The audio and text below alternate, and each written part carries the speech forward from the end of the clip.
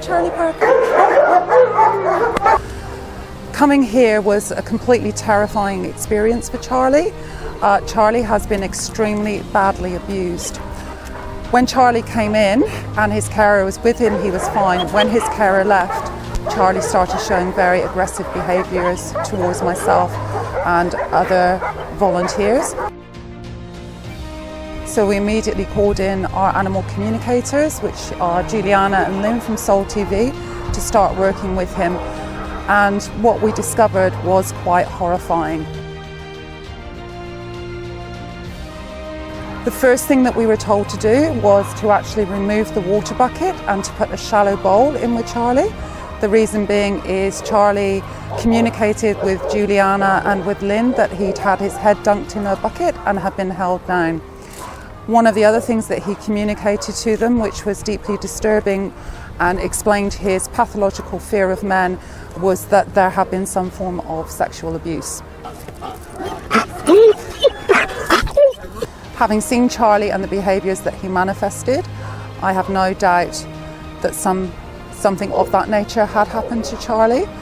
We have worked really, really hard with Charlie.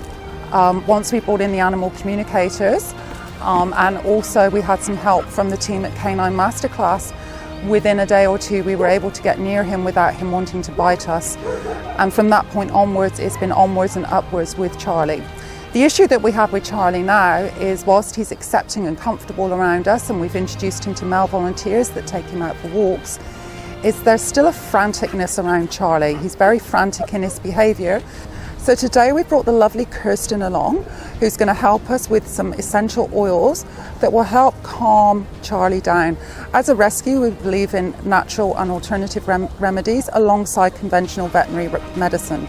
So Kirsten has met Charlie for the very first time today, so we're going to hear what she would recommend to help move Charlie to a calmer state of mind.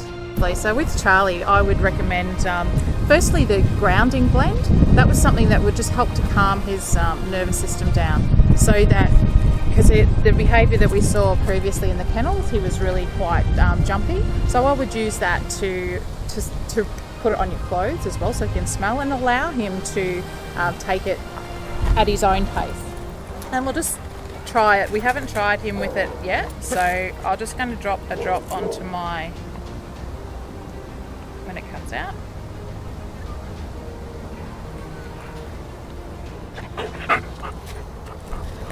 Even around the back of the ears. Just rub it in.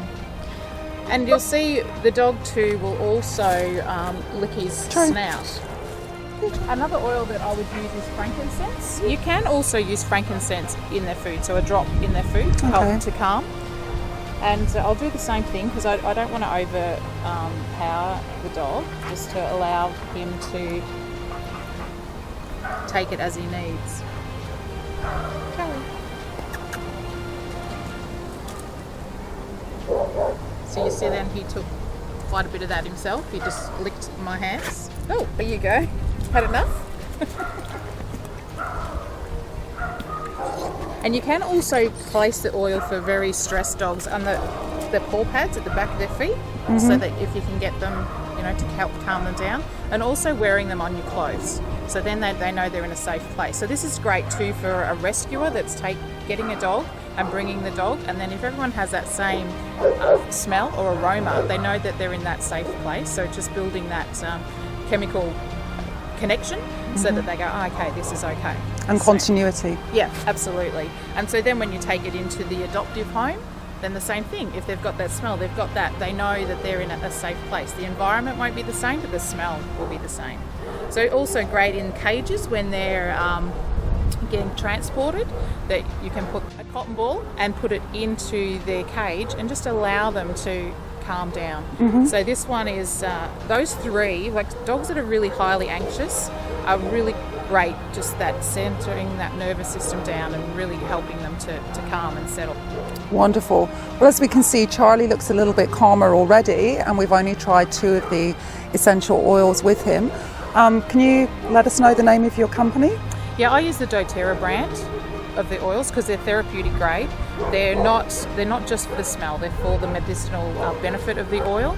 So it really makes that difference, because you're not getting that chemical synthetic smells either, so that can also create its own problem. So that's that's what we use, and we find that's great for animals and humans. So anyone, even for the rescuers, when they're actually, because there's some really quite distressing scenes, I'd imagine, to help to calm and bring their adrenaline down, so they can think clearly in the process as well. He's calmer already.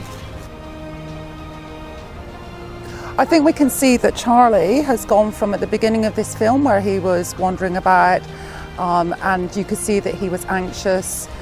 I describe it as a franticness. Already we're seeing a calmer behaviour in Charlie. He is quite interested because he's dog friendly, and Ellie, that we've got running behind us in the training yard. And there are lots of sounds going on that you may or not be picking up on the camera. So we've got repairs being done somewhere. So my dogs are barking in the garden. And also we're currently cleaning the kennel, so there's the noises of the gurney as well. And yet Charlie, as you can see, is much, much calmer than when we first brought him out.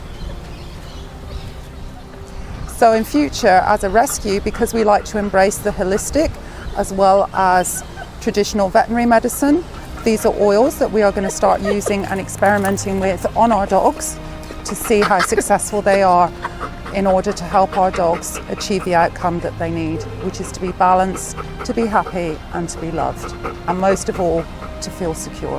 For those that are wondering why I'm letting Charlie jump up on me, which is a behaviour that you wouldn't normally encourage, if people knew how distressed and scared and frightened Charlie was when he first came into the rescue, this is actually a big step for Charlie, that he's actively seeking affection and that he gives affection. So whilst it is normally a behaviour that you wouldn't encourage, we do allow it with some of our dogs in order to create that bond.